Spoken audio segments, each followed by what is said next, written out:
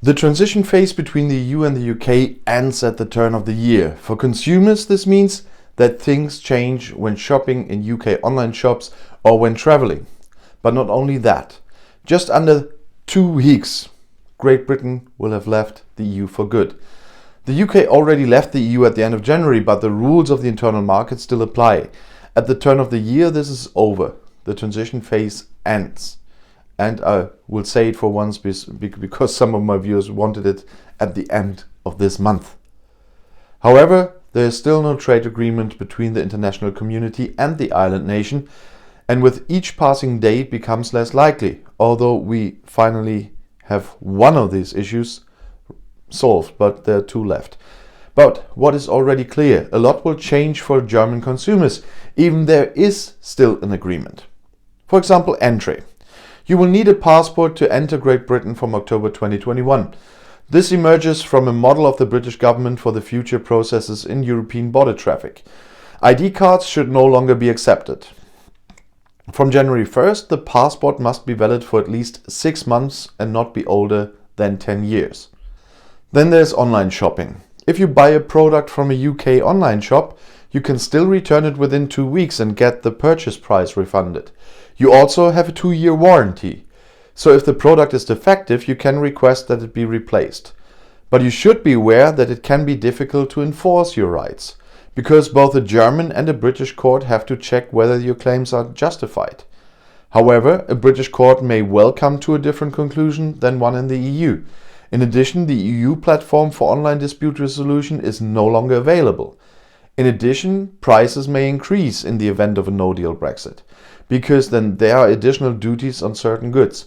In addition, deliveries may take longer. It is expected that there will be traffic jams at the border due to customs controls. Then there's health insurance. In the UK, the European health insurance card is still valid when you stay in Great Britain.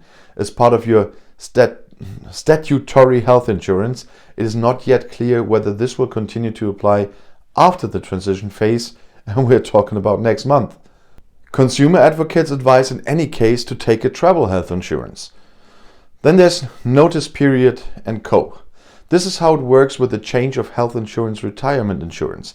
These health insurance costs are incurred in a pensioner private health insurance, however, is valid worldwide, accordingly also in Great Britain. Before you travel, however, check which services are covered and which are not. If necessary, travel health insurance can be useful. Life insurance is another point. If you have a police with a British life insurance company, you should inquire with them what will happen to them after Brexit. Many life insurers have already set up a subsidiary or branch in the EU, for example in Luxembourg, Germany or France. Otherwise, they will no longer be able to offer any contracts after the transition phase in the EU. And beware of the pitfalls. In private pension insurance, is it still worth it? If your life insurer has not set up a branch and your contract needs to be adjusted, they will usually contact you. If you are unsure, you can also simply write to your life insurance and ask. What about your savings? If you have a deposit with a UK bank, there's no need to worry at first, because the European deposit insurance will remain in place even in the event of a no-deal Brexit. In the event of the bank going bust, your assets are protected up to £85,000, that's around 94,000 euros, at least once. Because it may be that the British make their own regulations. Then there's duties and deadlines. This is how long you should keep bank statements. And what about terminating a current account? You should definitely consider this. It is also possible that some banks will transfer their business to banks approved in the EU. And I know from customers of British banks that already got the cancellation of their accounts. In this case, the deposit protection of 100,000 euros would apply, because now you no longer have to convert pounds into euros. In addition, many banks, including UK ones, offer voluntary deposit insurance. This generally also applies after Brexit. And on the special assets, are securities protected against bankruptcy? That's another very interesting question.